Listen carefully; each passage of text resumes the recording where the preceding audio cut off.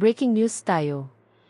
Mainit na diskusyon ang pumutok ngayon sa pagitan ng ating Vice Presidente Sara Duterte at dating Senador Ping Lacson.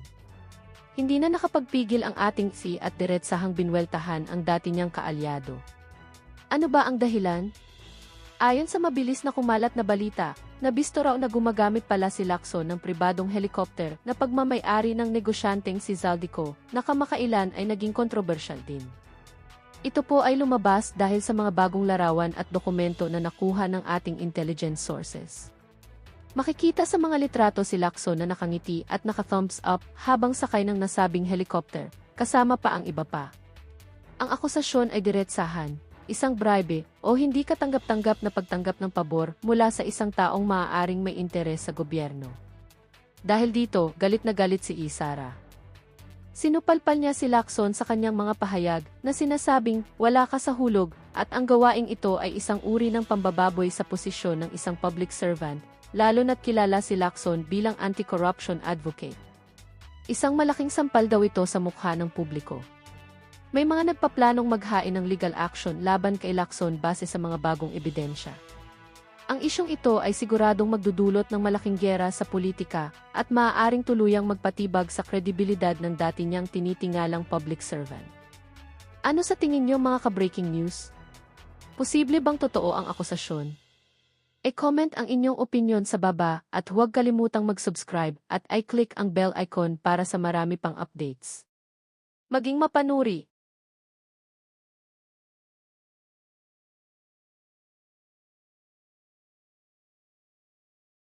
Noong 2025 senatorial election. Pero bago yan, isang like at isang subscribe.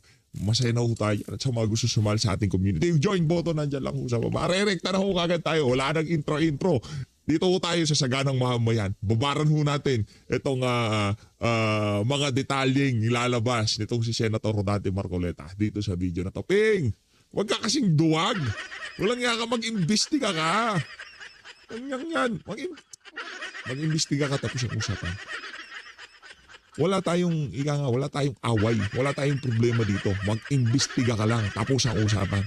Buisit na to. Ano ha? Saan gusto kong balikan yung pinunto nyo kay Adrian Bersamin? Yan. Meron doon. Meron siyang resibo. Yung sabihin kung saan-saan napunta. Detalyado. Detalyado. Naka-itemize nga. Alam mo yung for senators, sabi niya, may amount. May column eh. At yung sinasabi ko sa yung for senators, hindi lang naman isang ano yun eh. May period yun eh. May month na hindi ko lang nalaman kung ilang months yung nakatalatag. Pero yung binidisinggi ko sa iyo, for senators, tapos may amount. So tinutukoy na for senators, yung senatorial votes. Yung alyansa. Alyansa. Ng bagong Pilipinas. So yun ang tinutukoy na for senators na yun. Kasi hindi ba kasama siya? Opo. Kasama si Ping do sa 12 senatorial balls ng alyansa ng bagong Pilipinas. Ayun. So sa flood control money, ay nakinabang siya talaga. Dahil naka-itemize yun. Nagamit. So yun ang ginamit. Hindi lang minsan yun ha. Nakita ko may months eh. Opo. So kung halimbawa 3 months or 4 months yun, kwentahin natin kung ilan ang napunta sa kanila. So ano kayo? Dinistribute kayo sa kayo? Baka naman isang pondo. Kaya nga ang gusto ko nga tawagin niya si Adrian. Ayun. At para naman mayroong makasagot dun sa akin kung paano ko nakita, patawag niya rin si Congressman Lian Lebiste. Kasi doon ko nakita eh. Ayun. Hindi ko nakita mismo kay Adrian. Kaya sinasabi ko, kay Congressman Lebiste ko nakita. Yun naman ang totoo. Pinakita niya sa akin.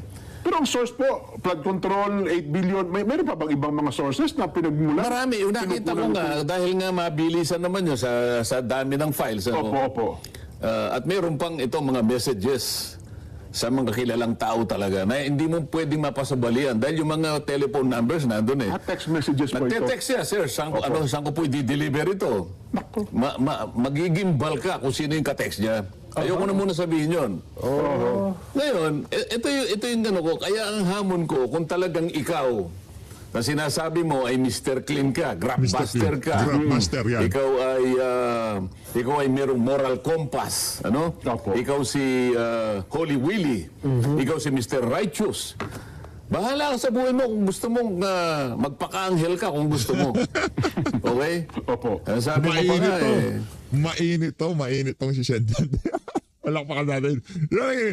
Yan ang pinakaabangan na sambay ng Pilipino. Magkaroon tayo ng vice president, na senator na merong yagba na banggain yung mga bida-bida dyan sa Senado. Yan yun eh. Kailangan natin na magkaroon ng ganyan. Bakit po kaya palagi kayong pinatututsadahan? Hindi ko siya pinatututsadahan. Hindi ako na-personal, Jen. Nelson, palagi ko sinasabi. Yung mga media naman, lalo na yung bayaran, bakit po mahilig kayong pasadahan ni Senator Ewan ko siguro dahil mas pogi ako sa kanya. Sabi pa niya. Alam mo, Jen Nelson, kahit na yung kanyang contention is highly questionable or debatable. Kasi baka maraming kumontra sa kanya eh. Di ba? Pero binibigay ko na, sige. Sige. Mas pogi ka na, walang problema. Ang gusto ko lang, Mag-imbestiga ka na. Sa mga bumababad dito sa PH Update. Ano lagi kong panawagan kay Ping Lacson? Ang caption ho natin, simple lang, mag-imbestiga ka. Di ba? Kahit saan tayo abutin. Kahit yung mga walang kapararakang hearing dyan sa House of Representatives, anak ng tokwa, nagtagal, 2 taon. Tuadcom. Di ba? Nagtagal sila eh. Imbestiga galore ang ginawa nila. Hearing galore ang ginawa nila. Talagang marathon ang ginawa nila. Mantakin nyo, kung di tayo nagkakamali, yung tagal ng isang live sa mga social media platform, sa FB, nasa 8 hours, 12 hours siguro, mga ganun lang. Mapuputol na yan eh. Mga kababayan, nagdadalawang session ho yung live nila. Nagkakaroon ng part 1 at part 2. Bakit? Dahil nga napuputol sobrang haba. Dito, sa issue ng mga manual yung flood control, maraming naperwisyong ating mga kababayan dahil dito sa pinakawa na to, hindi ho makapag-imbestiga itong Ping Lacson ng Petrang Garapata. Patuloy na natin ang pagdili. Ikaw lang pinakapogi sa bundaigdig kung gusto mo. Ang sa akin lang, ang gusto ko ay yung gusto ng taong bayan. Yan. Nandyan tayo kasi dahil tayong pinaniniwalaan, tayo na lang inaasahan eh. Pagkatapos kumurba ka pa. Kumurba ka pa. Jen, hindi ko pa nasasabi sa'yo, doon sa accounting na yon, mayroong balanse. Paano balanse? Hindi na ibigay o hindi nakuha? Hindi pa kasi nga, siguro nagkaroon ng problema nga eh. Mayroong balanse na 1.2 billion. 1.2 Na hindi pa billion. na ibibigay si Adrian? Na sa aking palagay, nasa pag-iingat ni Adrian Bersamin. Kasi yun ang Adrian! Lang nga ka, Adrian Bersamin ha. Meron ka pa palang 1.8 billion.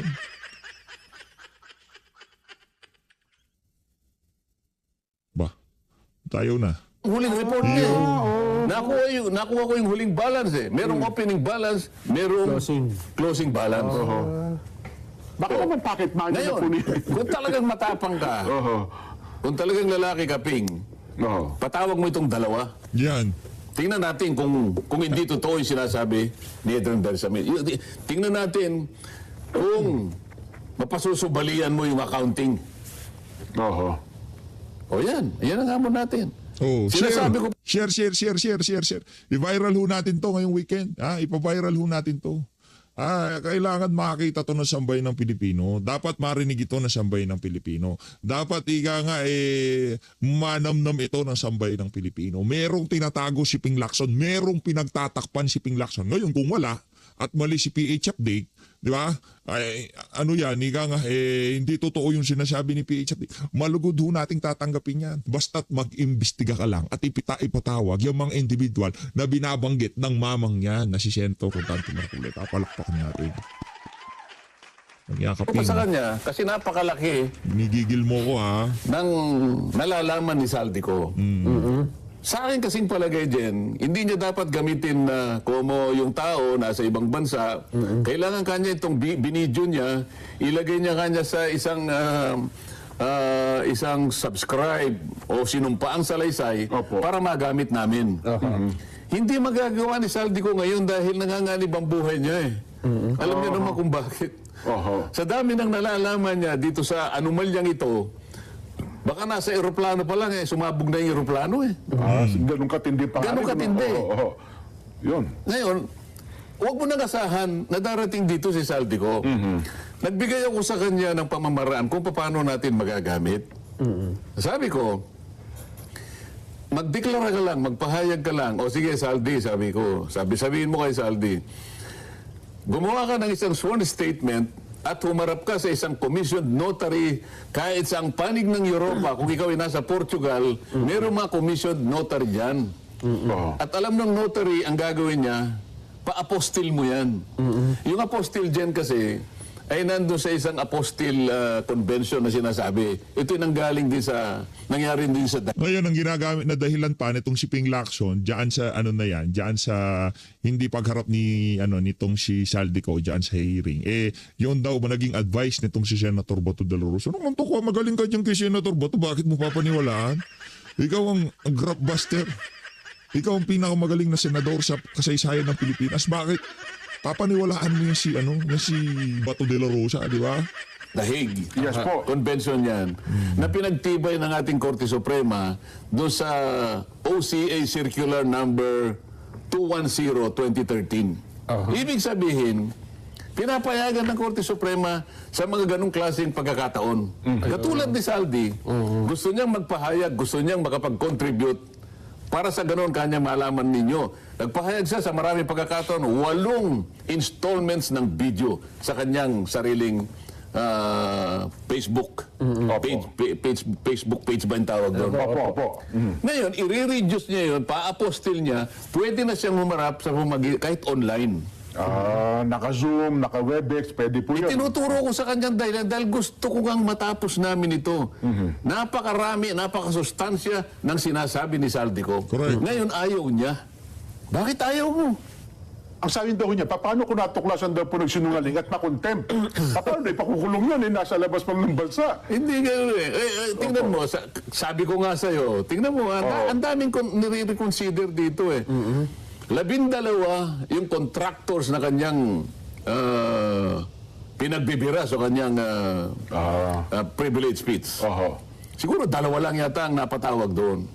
Pero yung SunWest na pag-aari ni Saldico, hindi niya pinatawag. Alam mo kung bakit? Yan ang Kaya malita. pa niya sumakay na. Nanghiram ng helicopter kay Saldico eh. Naku po. Oo nga. O yan naman ay pinagtibay na sa nakita ko na yung mga nakasakay sila doon eh. Ako ba nanghiram ako ng helicopter kay Saldico? Hindi. Sinasabi niya kinakampihan ko raw si Diskaya Jen. Nelson. Kasi nga kinakitaan eh. May litrato sila ng 2 mag-asawang Diskaya, nasa gitna siya eh. Ako hindi ko kilala yung mga yun eh. Kaya eleksyon yun ha, eleksyon yun.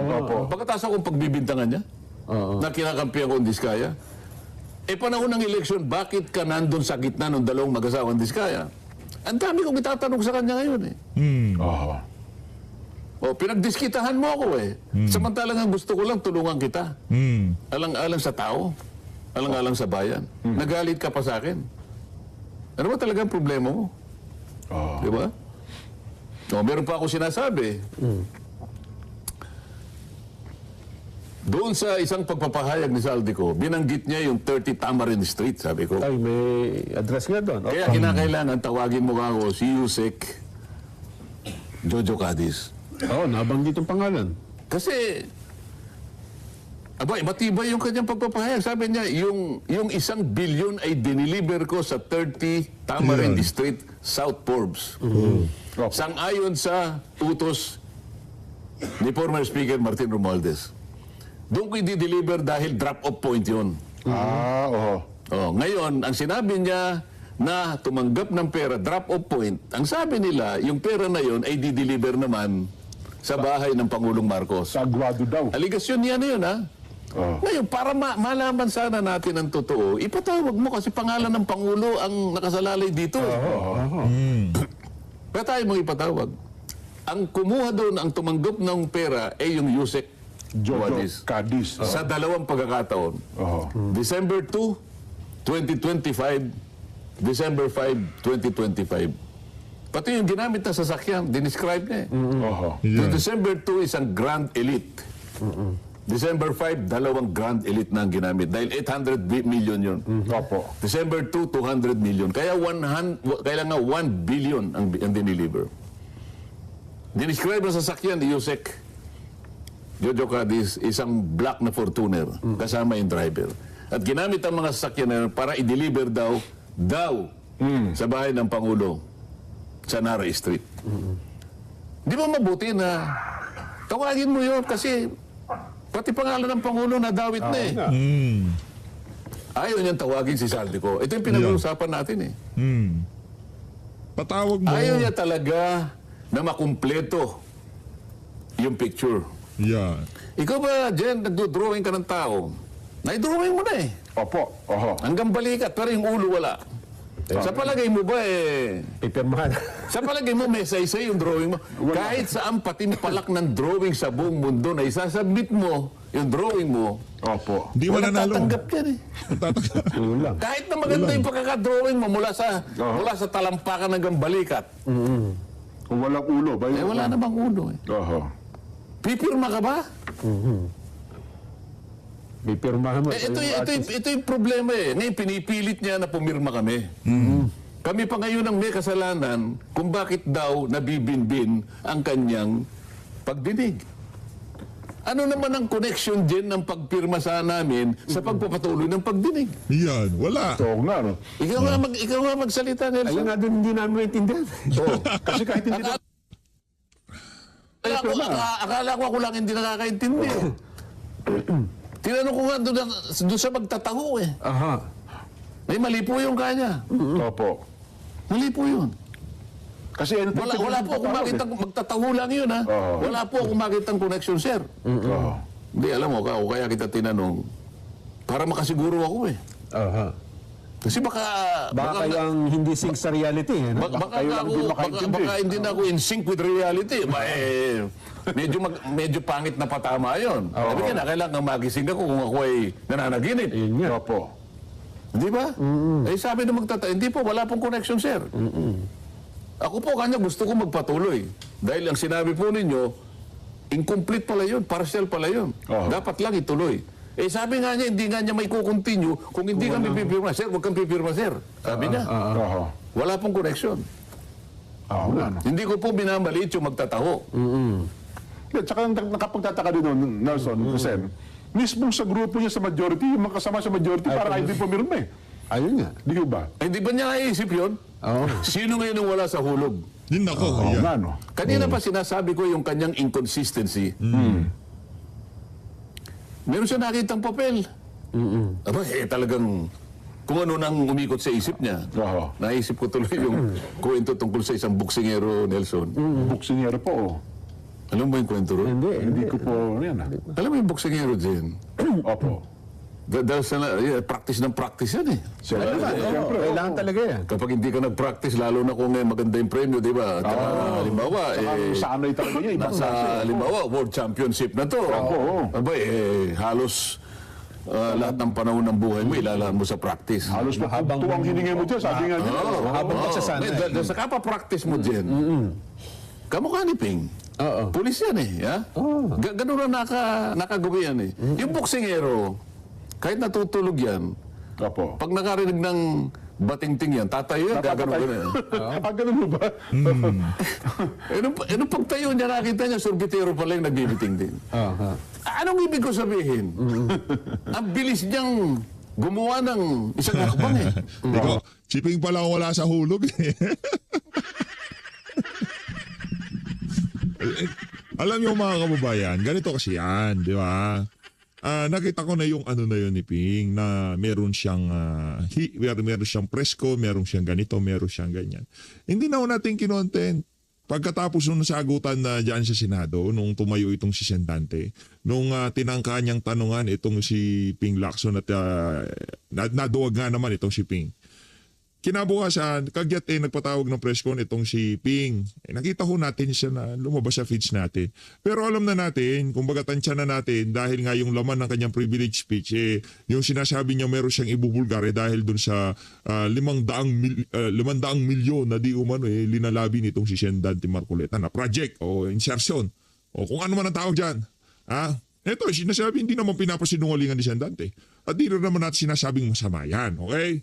Hindi na sinasabi, nagiging masama yan kung halimbawa ako, congressman ako, two-rider party list ako, hindi yung one-rider, ako two-rider party list ako, tapos yung tatay ko kontraktor. Kontraktor, ako ang congressman, ang tatay ko, siya ang kontraktor. Ngayon, congressman ako, maglalabi ako ng project, kukuha ako ng project, kung ano-ano, makikipag-dikit ako sa pamunan ng House of Representatives para merong matrabaho yung construction company ng tatay ko, iyon naman, doon tayo may problema. Pero kung pirma lang ng isang congressman yung proyekto na yan at meron namang pag-aaral, merong tawagin na feasibility studies, yung proyekto na yan na talagang makiging kapag-ipagnabang kung sakaling na-implement at nagawa ng maayos at hindi substandard at the ghost project. Binigay kay Cabral, binigay sa DPWH, kay Bunuan o kung sino man, wala na kung pananagutan yung congressman doon. Diba? Hanggang wala ho siyang kamag-anak na nakialam doon sa proyekto, wala ho siyang, hindi ho siya naglabi during bidding process, wala ho siyang linabing contractor para trabahuhin yung proyekto. Ngayon, ibang usapan kung itong si Rodante Marcoleta mapapakitaan tayo ng ebidensya na naglabi siya, meron siyang rinikomendang construction firm, ang kanyang anak na si Senator ay Congressman Paulo Marcoleta ay siya palang contractor, ay ibang usapan na ho yun. Diba? Ibang usapan na yun. Doon na natin kikwestiyonin itong si Rodante Marcoleta. Pero hindi niya pinapasinungalingan at sinabi niya na talagang mayroong feasibility study, pirma lang yun at ibibigay doon sa mga kinauukulan sa DPWH. Sino nga ba naman itong Rodante Marcoleta para hindi pagbigyan? Kung mahalay mo nga ba naman itong tulay na to, talagang ang laking problema namin sin pagka bumabagyo. Umiikot pa kami doon sa 3 barangay. Ito pagka nagawa to, isang diretso na lang. Wala pang 1 minuto, nakatawid na kami dyan. Di ba? Ang napakaganda niyan. Si Sen Marcoleta, tama, maganda nga to. Bigay natin sa DPWH. Magkano yung project? 500 million. Wala na akong pakialam dyan. Basta ibigay ko ng dokumento. May yung studies, lahat nandyan na. Walang problema. Pero pagdating during bidding, during construction, wala na akong pakialam dyan. Basta ako, ibinigay ko sa kinauukulan yung concern nyo, yung request nyo. Hanggang doon lang. Wala akong problema doon. Pero pagka kayo nakialam na, doon sa pagkatinatayo na yung mga proyekto na yan. Ba? Kunyari, kung halimbawa si Rodante Marcoleta ay nakialam, makakalaban na ho tayo dito sa PH Update. Maghiwalay na tayo ng landas. Ika nga, when I see you again. Napanood niyo ba yung meme na yon? Nung si Vin Diesel at saka si Paul Walker, maghihiwalay na sila ng Ganon ang mangyayari sa amin ni Senator Rodante Marcoleta. Siyempre, nakalihis na ho sa ating prinsipyo yun. Kaya hindi na ho natin susuportahan kung ano man yung mga banat nitong si Sendante. Kung sakaling involved siya. Pero ba sa ating nakikita, kasi kung involved yan, matagal na hong lumabas yung mga issue na yan. Uunahin ho nila yung mga kalaban nila sa politika kaysa kay Martin Romualdez, kay Adrian Bersamin o kung kanino pa man na nakakaladkad ang pangalan dito sa napakalaking skandalo na to na mapahanggang sa ngayon hindi pa rin ho nabibigyan ng kasagutan. Tuloy. Pero walang, kamukha nang binanggit ko kanina, hindi ko naiisa-isahin. Hanggang doon lang siya, gagawa ng ganito, ganyan. Ngayon, ito hinahamon kita ngayon. Yan, hamon na yan. Hinahamon kita. Ito, hindi na, wag na natin isama yung patay. Igalang na lang natin dahil yung tao ay nagpahinga na. Wala na. Ang kukulang paggalang, ibigay na lang natin. Pa-i-examine mo yung kanyang sa ombudsman. Paano i-examine ng ombudsman? Tanging yung patay lang ang makakapagsabi kung makakapagsalita pa. Ngayon, kung dahil sa namayapa na si Jose Cabral, nasa sayo kung gusto mong isabi na yung sepulturero.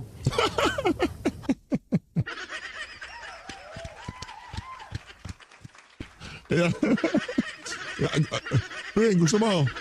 Sampina natin.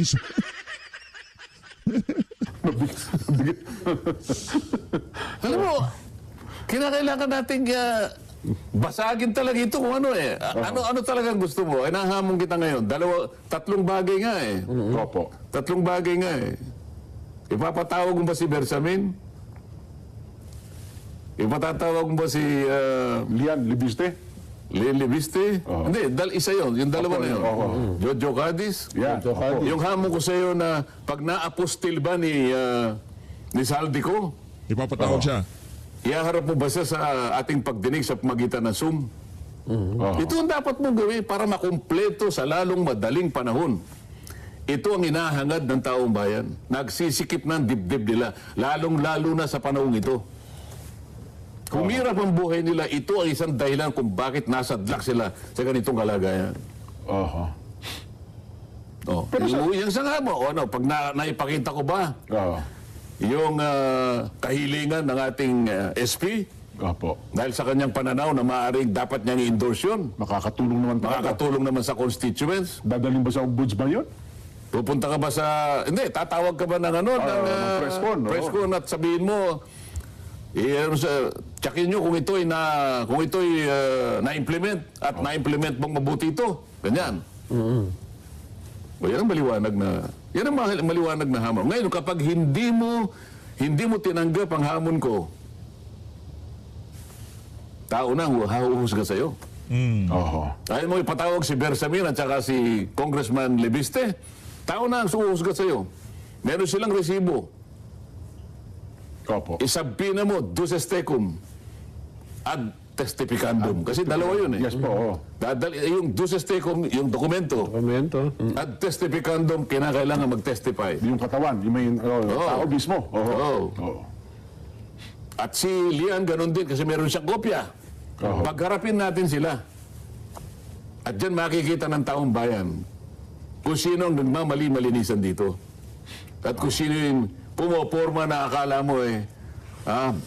mo moral crusader. Tingnan natin. Oho.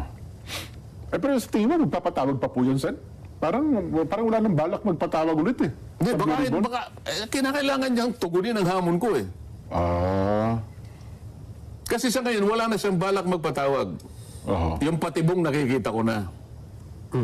Nakikita ko na yung patibong. Kapag ka pumirma yung majority, Jen, Oho.